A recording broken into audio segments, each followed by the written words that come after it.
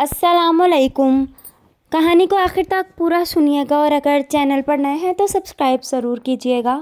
जिस रोज़ मेरी डोली ससुराल के घर के शहर में उतरी, मेरी उम्र 18 साल 4.5 महीने थी। वालिदैन ने मुझे एफए से आगे पढ़ने ना दिया क्योंकि मेरी मंगनी हो चुकी थी और लड़के वाले शादी जल्दी करना चाहते थे।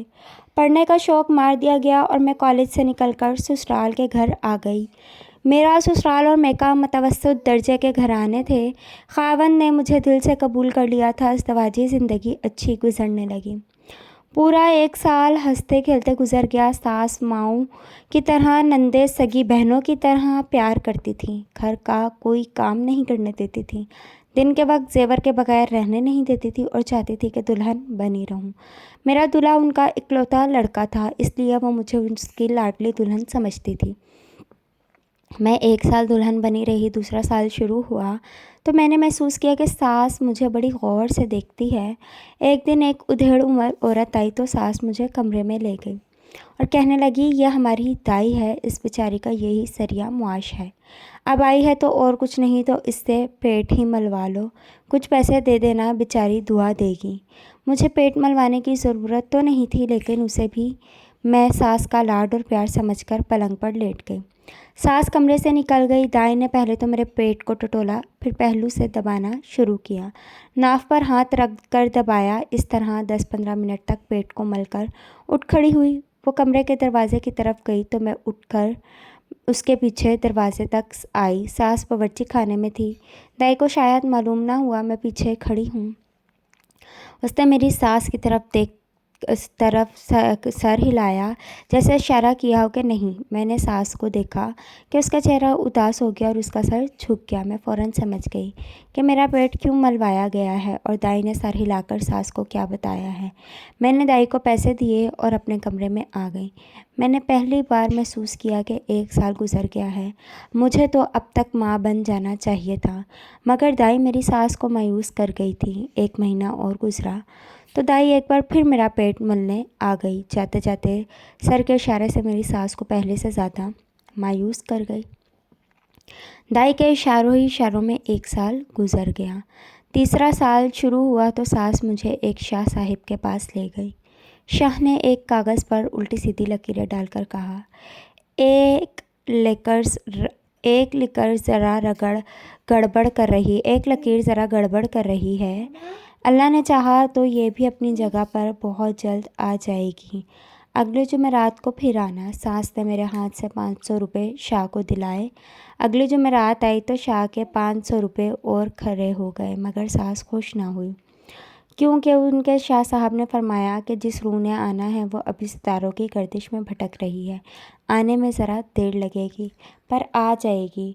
2 महीने बाद गली में आवाज़ आई, फ़ाल रमल दलील। सास दौड़ कर बाहर गई और रमल फ़ाल वाले को अंदर ले आई। मोहल्लों में रहने वालों को मालूम होगा कि किस्मत का हाल बताने वाले ऐसे वक्त गलियों में आकर रमल फ़ाल दलील की सदा लगाते हैं जब घरों के मर्द अपने कामकाज पर निकल जाते हैं। घरों में औरतें होती हैं, ये उनके जहनी मजबूरियों और नफ्सियात को अच्छी तरह समझते हैं।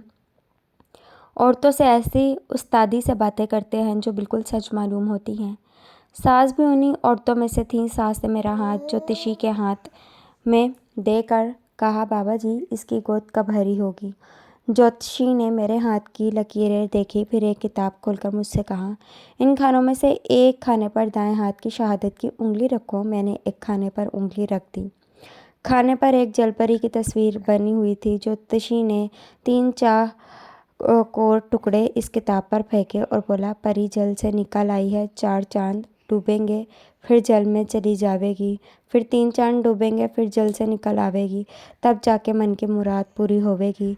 चिंता ना करी भी, ठंडे दूध को फूंके ना मार। जल परी जल में रहती है, ये बड़ी भागवान है, जल थल कर देगी। 125 रुपया बाबे की हथेली पर रखा। बाबा कुछ और बताएगा। बाबे के मन में कभी कभी मौज आती है। ज्योतिषी मन की मौज में 500 लेकर चलता बना, मगर बातें ऐसी बता गया कि सास और नंदों की बातें खिल गईं। फिर 4 चांद डूब गए, फिर 3 चांद और डूब गए। जल परी ने जल थल तो न किया, बल्कि इसी जल में डूब गई। दाई ने पेट मला, सरका वही पुराना इशारा करके चली गई। सास का चेहरा उतर गया। अस्तवाजी ज़िंदगी का एक और साल गुजर गया। सास और नंदों का लाड प्यार भी गुजर गया, लेकिन खामन के रवैये में कोई तब्दीली नहीं आई। एक रोज़ वो मुझे एक लेडी डॉक्टर के पास ले गया, जिसने मुझे चेक किया और 3 दवाइयाँ लिख दी। 15 दिनों का कोर्स था। कोर्स पूरा हुआ तो लेडी डॉक्टर ने मुझे एक बार फिर चेक किया। उसने अलहदगी में मुझसे बहुत सी बातें पूछी, मेरे खावंद के मुतल्लिक भी कई एक सवाल किए। फिर उसने खावंद को बुलाकर कहा वो भी किसी अच्छे डॉक्टर से अपना चेकअप करा ले। ये कुदरत का बनाया हुआ निज़ाम है, अजीब सा होता है। ज़रा सी खराबी के नताइज बहुत बड़े होते हैं। आपका इलाज हो जाएगा, घबराने की कोई बात नहीं। मैंने घर आकर खावंद से कहा कि वो भी किसी डॉक्टर से मशवरा कर ले, मगर वो इस तरह भड़क उठा जैसे मैंने उसकी मर्दानगी को पर कोई बड़ी ही तौहीनामेज़ तोहमत लगा दी हो। नुक्स तुझ में होगा, मुझे किसी डॉक्टर के पास जाने की ज़रूरत नहीं। मैंने कहा आप अपने मुतल्लिक़ ख़ुद कोई राय कायम ना करें, आपकी राय गलत भी हो सकती है। मेरा कहने का कुछ और मतलब था, मगर वो समझा कुछ और था। उसकी आंखें ठहर गईं, चेहरा जर्द हो गया। मैंने अपनी शादीशुदा सहेलियों को अपने खाविंद के मुतल्लिक़ यह बात बताई तो उन्होंने कहा मर्द को माँ बहन की गाली दे दो, वो बर्दाश्त कर लेता है, लेकिन यह मशवरा कभी बर्दाश्त नहीं करता कि किसी डॉक्टर से चेकअप करवाए। उन्होंने बताया कि मर्द की नज़र में हर नुक्स औरत में होता है, अपने आप को घोड़े जैसा समझता है। मैंने देखा मेरे खामंद का मूड ख़राब रहने लगा था। उसके साथ ही सास और नंदों का सलूक भी बदल गया। खावंद और सास के कहने पर ससुर भी मुझे एक बार फिर शहर की 2 मशहूर लेडी डॉक्टर्स के पास लेकर गया। सुबह एक मुआयना करवाया, शाम को दूसरी से दोनों ने मुआयना करके अपनी अपनी फ़ीस वसूल की और कहा ये बिल्कुल ठीक है, कोई रुकावट नहीं है। अब इनके खावंद का भी चेकअप किसी अच्छे डॉक्टर से करवा लें। मगर ससुर ने बेटे की वकालत करते हुए कहा वो तो बिल्कुल ठीक ठाक है, उसे मुआयना करवाने की क्या ज़रूरत है। मैंने वापस आकर खावंद को बताया कि लेडी डॉक्टरों ने क्या फ़ैसला दिया है। वो कुछ भी ना बोला, मगर उसके चेहरे का बदलता हुआ रंग बोल रहा था कि उसे यह फ़ैसला सख्त नागवार गुजरा है। मैं पोठवार के इलाके की रहने वाली हूँ, जहाँ थोड़े थोड़े फासले पर पहुँच वाले पीरों के मज़ारात और गद्दियाँ हैं। मुझे 3-4 मज़ार और खानकाहों पर ले जाया गया। वहाँ की खाक और कनकरियाँ खिलाई गईं और करते करते मेरे गले में 4-5 तावीज़ लटकने लगे। सास मुझे गोलहड़ा शरीफ भी ले गई, देओल शरीफ भी गए, नोगज़े की कब्र पर भी ले जाया गया, जिंदा पीर के मज़ार पर भी हाज़िरी दी गई। मगर मेरी किस्मत में एक ही ताना था कि ये तो थोहर का पौधा है जो ज़मीन का सारा पानी पी जाता है, न फल देता है और न फूल। मुझ पर ऐसे ऐसे तीर बरसने लगे कि शादी की पहली रात और पहला साल एक हसीन ख्वाब की तरह याद रह गया। फिर मैंने इस ख्वाब को भी जहन से उतार दिया। मुझे दरो दीवार से नफ़रत होने लगी। खावंद बेगाना हो गया, नंदे मुँह बसोड़ने लगी। सास मुझे इस तरह काम बताने लगी तो हमारी और तो क्या उम्मीद पूरी करोगी, चलो झाड़ू ही लगाया, बर्तन ही मांज दो। इस तरह की न जाने कितनी दिल बर्दाश्ता बातें लगा लगा कर करने लगी। सबसे ज़्यादा मुझे जिस चोट ने अधमुआ किया वो ये थी कि मुझसे मेरी सहेलियाँ छूट गई। वो आती थी या मैं उनके पास चली जाती थी तो दिल का बोझ ज़रा हल्का हो जाता था, लेकिन सभी मुझसे दूर हटने लगी। सबको ये कहकर डरा दिया गया कि मुझ पर किसी चीज़ का साया है। मैं किसी पीर की बद्दुआ दी हुई हूँ, जिस सुहागन पर मेरा साया पड़ेगा उसकी कोख भी सूख जाएगी। मेरे तन बदन में आग लग गई, दिल में इंतकाम की आग भड़क उठी। मुझे एक ख़याल ये भी आया, अगर मैं जवाबी कार्रवाई के तौर पर सास और नंदों के मुंह लगी तो मेरे खावंद को भड़काकर मुझे तलाक दिला देंगी। अगर तलाक का ताल्लुक़ मेरी ज़ात से होता तो मैं परवाह ना करती। मुझे अपने माँ बाप का ख़याल आ गया, वो ये सदमा कैसे बर्दाश्त करेंगे। मैंने दिल के शोले दिल में ही रख लिए और दिल जलता रहा। और मैके की एक सहेली ने मेरा साथ ना छोड़ा। वो मेरी हमराज थी, हमारी दोस्ती गहरी थी। अस्तवाजी ज़िंदगी के छठे साल मुझे इशारा मिल गया कि अब तलाक के सिवा कोई चारा नहीं।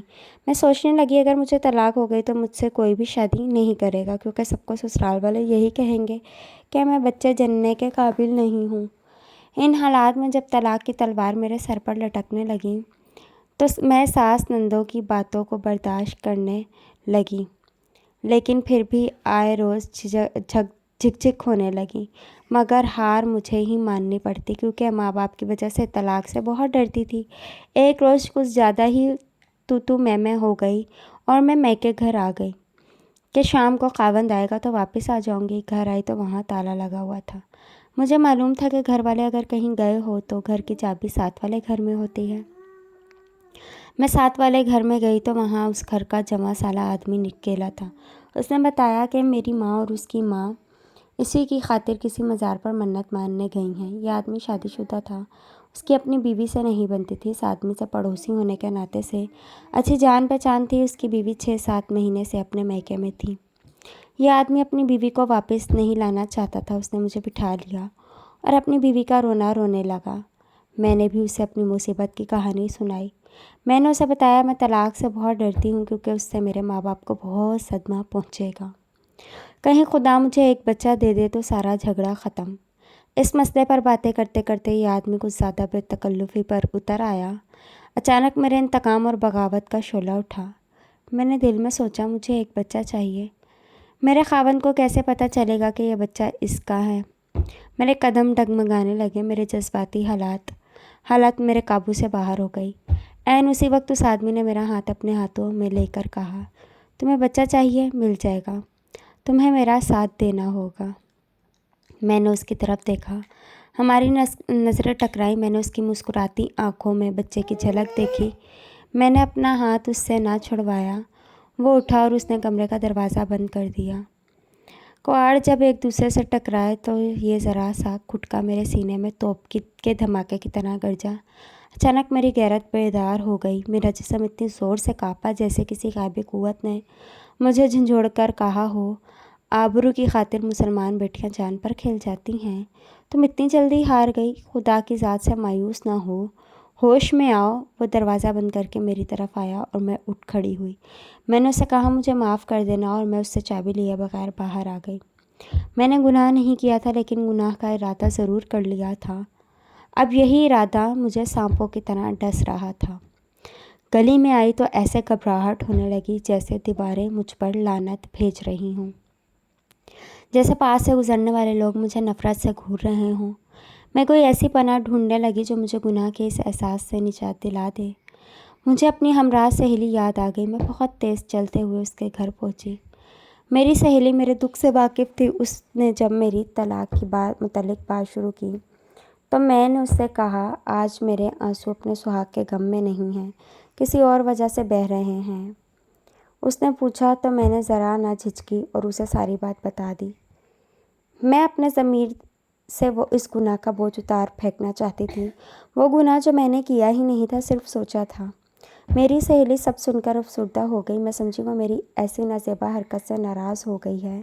میں نے اس کا چہرہ اپنے ہاتھوں میں لے کر کہا، اللہ کی قسم میں وہاں سے بھاگ آئی ہوں، کوئی گناہ نہیں کیا۔ اس نے کہا، یہی تم نے غلطی کی ہے کہ تم نے گناہ نہیں کیا۔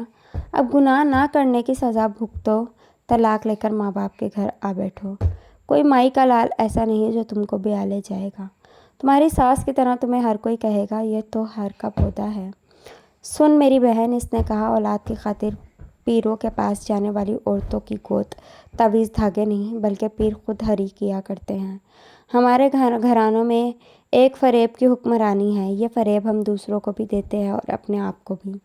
تمہیں اپنی آبرو اتنی پیاری ہے تو طلاق لے لو اور گھر بیٹھو اور باقی عمر اس گھر میں گزار دو۔ مگر میں اپنے آپ کو اس فریب کے لیے تیار نہ کر سکی۔ جب میں نے محسوس کیا کہ میری نجات ایک گناہ میں ہے ورنہ میں ہمیشہ کے لیے دھتکار دی جاؤں گی، تو میرے اندر ایک ایسی بے چینی اور تلخی پیدا ہو گئی کہ بیٹھے چین نہ لیٹے چین۔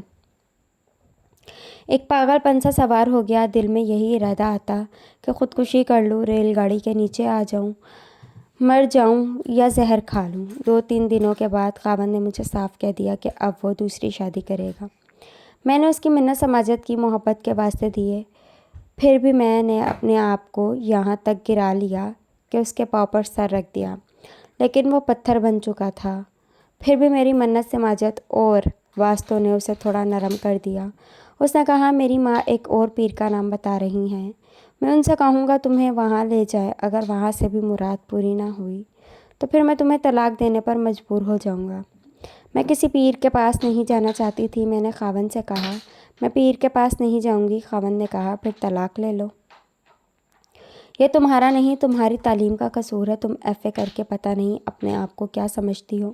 اصل میں تم پیروں اور بزرگوں کی توہین کی سزا پا رہی ہو۔ میں تو بھول ہی چکی تھی کہ میں بھی تعلیم یافتہ ہوں۔ خاوند نے یاد دلایا تو اس کے ساتھ مجھے یہ یاد آیا کہ میں تو قرآن بھی پڑھا ہوا ہے۔ اس مقدس کتاب کو میں خدا کا پیغام مانا کرتی ہوں۔ قرآن کا ذہن میں آتے ہی جسے میری آنکھوں کے سامنے ایک روشنی چمکی۔ مجھے عقل نے راہ دکھائی۔ میں نے خاوند سے فوراً کہا، میں اس پیر کے اس جاؤں گی۔ 2-3 دنوں بعد میں اپنی ساس کے ساتھ ریل گاڑی سے اس اسٹیشن پر اتری جس کے قریب اس پیر کا آستانہ تھا۔ اسٹیشن سے پیدل ہی پیر کے آستانے پر پہنچے۔ جناب پیر صاحب مریدوں کی محفل میں بیٹھے ہوئے تھے۔ مجھے دیکھ کر اس پر وجد طاری ہو گیا۔ ساس نے آگے ہو کر اس کے پاؤں چھوئے، پھر مجھے بھی آگے کر کے اس کے پاؤں چھونے کو کہا۔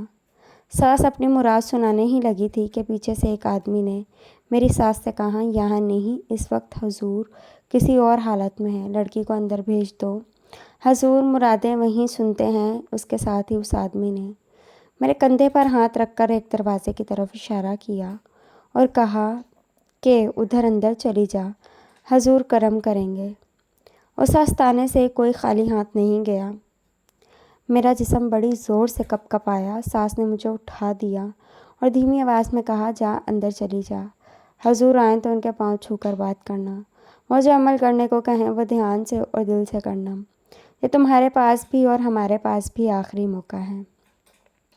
میں چپ چاپ اندر چلی گئی۔ اندر پلنگ بچھا ہوا تھا، اس پر قیمتی تکیے اور پلنگ پوش تھا۔ کمرہ کافی سجا ہوا تھا۔ جلدی پیر اندر آ گیا اور دروازہ بند کر دیا۔ پیر کی صحت قابل رشک تھی، چہرہ خوبصورت اور لال سرخ تھا، جسم توانا۔ اس شخص کے چہرے اور جسم میں بڑی کشش تھی۔ اس نے آتے ہی مخمور آواز میں کہا، بچہ نہیں ہوتا، اور خود ہی جواب دے دیا، ہو جائے گا۔ اس نے مجھے پلنگ پر لیٹ جانے کو کہا۔ میں نے کھڑے کھڑے جواب دیا، مجھے تعویذ چاہیے، میں یہاں لیٹنے کے لیے نہیں آئی۔ وہ ہنس پڑا۔ اگر شیطان میرے سامنے ہنسے تو قسم کھا کر کہوں گی کہ شیطان اس پیر کی طرح ہی ہنستا ہے۔ وہ میرے قریب آیا، کہنے لگا، تعویذ بھی دوں گا اور بچہ بھی دوں گا۔ اس نے ایک بازو میری کمر کے گرد لپیٹ کر مجھے پلنگ پر گرایا۔ وہ ایک خوبصورت بھینسا تھا۔ اسے دیکھ کر میں سمجھ گئی کہ جاہل عورتیں کیوں اس کی مریدنیاں ہیں۔ وہ مجھے بھی انہی عورتوں میں سے سمجھ رہا تھا۔ اس کے منہ سے سخت بو آ رہی تھی۔ مجھے نہیں معلوم یہ شراب کی بو تھی یا چرس کی۔ مجھے پلنگ پر گرا کر وہ پلنگ پر چڑھ آیا۔ میں اچھل کر پلنگ سے اٹھی اور اس سے 3-4 قدم دور ہٹ آئی۔ اس نے پیار سے مجھے اپنے پاس بلایا۔ اس نے کہا، میں تجھے ایسا تعویذ دوں گا۔ پھر معلوم نہیں وہ تعویذ کی کون سی کرامات بیان کرنے لگا۔ میں نے اسے بولنے نہ دیا اور غصے سے کہا، میں تھوکتی ہوں تیری صورت اور تیرے تعویذوں پر۔ میں اب اپنا تعویذ آزماؤں گی۔ میں گمراہ ہو گئی تھی جو تمہارے پاس آئی۔ اس نے زور سے کہکا لگایا اور کہا، او پاگل لڑکی، اور ساتھ ہی پلنگ سے اٹھنے لگا۔ میں تیزی سے کمرے سے نکلی اور مریدوں کے بیچ سے تیز تیز چلتے ہوئے آستانے سے باہر آ گئی۔ مجھے دیکھ کر میری ساس بھی باہر آ گئی اور پوچھنے لگی، حضور نے کیا کہا ہے؟ میں نے اسے کوئی جواب نہیں دیا۔ میرے ہونٹ سل گئے، زبان میں بولنے کی طاقت نہ رہی۔ میں شاید خود بھی وہ نہ رہی تھی جو اس گناہ خانے میں داخل ہونے سے پہلے تھی۔ ساس کچھ نہ کچھ بولتی رہی لیکن میں چپ رہی۔ شام کے وقت ہم گھر پہنچے۔ میں نے ساس سے کہا، میں اپنے میکے جا رہی ہوں۔ میں اپنی ماں کے گھر آ گئی۔ میری ماں مجھے دیکھ کر پریشان ہو گئی۔ میں نے انہیں تسلی دی کہ اللہ کرم کرے گا، جو ہوگا انشاءاللہ بہتر ہوگا۔ میں رات ماں کے گھر رہی۔ آدھی رات کا وقت تھا۔ میں اس وقت تک سو نہیں سکی۔ دماغ میں عجیب عجیب خیال آ رہے تھے۔ میں سوچ رہی تھی کہ گھروں کے اندر عورتوں کے ساتھ کیسی کیسی دھاندلیاں ہوتی ہیں جن سے مجبور ہو کر عورتیں اپنی نجات کے راستے خود ڈھونڈنے لگتی ہیں۔ ان کی در پردہ حرکتیں ایک ایسا بھید ہیں جو ان کے علاوہ صرف خدا ہی جانتا ہے۔ ان عورتوں کے خاوند فخر سے گردنیں اکڑاتے پھرتے ہیں۔ گھر کے سب افراد اس وقت گہری نیند میں تھے۔ میں نے وضو کیا اور الماری سے قرآن مجید نکالا اور چھت پر چلی گئی۔ ٹھنڈی یک ہوا چل رہی تھی۔ میں قرآن فصیل پر رکھا، چھت کے ٹھنڈے فرش پر 2 نفل پڑھے۔ اس دوران میں اتنی زیادہ روئی میں اچھی طرح پڑھ بھی نہ سکی۔ نفل پڑھ کر میں قرآن ہاتھ میں لے کر کھڑی ہو گئی۔ اللہ مجھے معاف کر لے، میں خدا سے مخاطب ہو کر بولی، اگر تیری ذات کا وجود ہے، اگر تیری کتاب برحق ہے تو مجھے اپنا آپ دکھا، مجھے اپنی کتاب کا کرشمہ دکھا، ورنہ میں اس کتاب کو لفظوں کا پلندہ سمجھوں گی اور ساری عمر تیرا نام نہیں لوں گی۔ پھر میں کھڑے کھڑے اتنا روئی کہ اپنا آپ سنبھالنا مشکل ہو گیا۔ میں نے قرآن کو اپنے سینے سے لگا لیا اور روتی رہی۔ مجھے نہیں معلوم میں کتنی دیر روتی رہی، کب نیچے آ کر سوئی۔ جب امی نے جگایا تو سورج نکل آیا تھا۔ اٹھی تو ایسا لگا میرے اندر کوئی طاقت آ گئی ہے، دل کو عجیب سے سکون ہو گیا تھا۔ ایسے محسوس ہو رہا تھا کہ جیسے میرا دماغ روشن ہو گیا ہو۔ کل تک طلاق کا جو خوف میری رگ رگ میں اترا تھا، اس خوف کا اثر بھی زائل ہو چکا تھا۔ میں نے خاوند کے نام خط لکھا، جس میں لکھا کہ مجھے فوراً طلاق چاہیے، پورا حق مہر وصول کروں گی، ماہ وار خرچہ تمہیں معاف کرتی ہوں کیونکہ میں تمہاری محتاج نہیں رہنا چاہتی، اب تمہارے گھر نہیں آؤں گی۔ میری جو چیزیں تمہارے گھر ہیں بھیج دو تو اچھا ہے، ورنہ اپنی دوسری بیوی کو دے دینا۔ بھائی اسکول سے آیا تو میں نے خط اسے دے کر کہا کہ میرے سسرال والوں کے گھر دے آؤ۔ جب ماں باپ کو بتایا کہ خط میں کیا لکھا ہے تو ان پر سختہ طاری ہو گیا۔ میں نے انہیں تسلی دی، جو ہوگا بہتر ہوگا۔ میں نے کہا اگر میرا خدا سچا ہوگا تو ہماری مدد ضرور کرے گا۔ یہ الفاظ کہتے ہوئے میں نے محسوس کیا جس طرح پہلے طلاق کا نام سن کر میں کانپ جایا کرتی تھی، اب مجھ میں دلیری آ گئی تھی اور کوئی غیبی قوت تھی جو مجھے اندر ہی اندر یقین دلا رہی تھی اللہ سب ٹھیک کرے گا۔ 10-12 دنوں بعد میرا طلاق نامہ و حق مہر مجھے مل گیا۔ میرے کپڑوں کا ٹرنک بھی آ گیا، البتہ زیور کی کچھ چیزیں وہ لوگ ہضم کر گئے۔ سامان کے ساتھ ساس کا پیغام بھی ملا کہ اب دیکھیں گے اس سوکھے پیڑ سے کون پھل حاصل کرتا ہے۔ یہ تو تھور کا پودا ہے جو زمین کا سارا پانی پی جاتا ہے، پھل دیتا ہے نہ پھول۔ لیکن مجھے اب کوئی پرواہ نہیں تھی، دل کو سکون تھا۔ 5-6 مہینے گزرے۔ ہمارا وہی پڑوسی جس کے ساتھ میں بھٹک چلی تھی، اس کی بیوی کے ساتھ جھگڑا اتنا زیادہ بڑھ گیا کہ اس نے بیوی کو طلاق دے دی۔ پھر وہی پڑوسی میری نجات کا سبب بن گیا۔ میں ایک دن گھر کی چھت پر گئی تو وہ بھی اپنی چھت پر موجود تھا۔ اس دن کے بعد میں نے اسے آج دیکھا تھا۔ اسے دیکھتے ہی میں نیچے آنے لگی تو اس نے مجھے آواز دی اور کہا میری بات سنو، اگر تم چاہو تو میں تم سے شادی کرنے کے لیے تیار ہوں۔ میں نے کہا آپ کو معلوم ہے نا، لوگ مجھے تہوار کا پودا کہتے ہیں، کیا آپ کو پھول اچھے نہیں لگتے؟ اس نے کہا مالی کا کام ہے محنت کرنا، پھل پھول لگانا مالک کا کام ہے۔ میں نے کہا جاؤ موج کرو۔ اس نے کہا اکیلے اکیلے کیا خاک موج ہوگی۔ میں نے اس کی آنکھوں کی زبان سمجھی اور اسی روز امی سے کہا اس آدمی سے رشتے کی بات کریں۔ امی ابا نے بات کی، 2-4 پھیروں میں بات پکی ہو گئی۔ نہایت خاموشی اور سادگی سے ہمارا نکاح پڑھا دیا گیا۔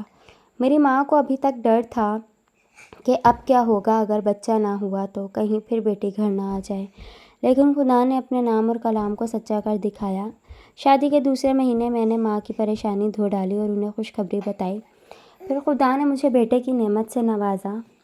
جو پیر عورتوں کو اولاد عطا کیا کرتا تھا، وہ ایک روز اپنے کچھ مریدوں کے ساتھ ایک بس میں سفر کر رہا تھا۔ بس پہ قابو ہو کر سڑک سے ہٹ گئی اور اسی رفتار سے جا کر ایک مضبوط درخت سے ٹکرائی۔ اس میں 26 سواریاں مر گئیں، جن میں یہ پیر اور اس کے مرید بھی تھے۔ لوگ بتاتے ہیں کہ ٹکر اتنی شدید تھی کہ بس کا انجن اندر تک بس میں دھس گیا۔ پھوٹوہاریوں کو یہ پرانا حادثہ ضرور یاد ہوگا، بہتوں کو تو سراغ بھی مل گیا ہوگا کہ وہ پیر کون تھا۔ میرے پہلے خاوند نے دوسری اور پھر تیسری شادی کی، لیکن آج تک بے اولاد ہے۔ اللہ نے مجھے 3 بیٹے دیے۔ میرا سب سے چھوٹا بیٹا اس وقت 14 سال کا ہے۔ اللہ حافظ۔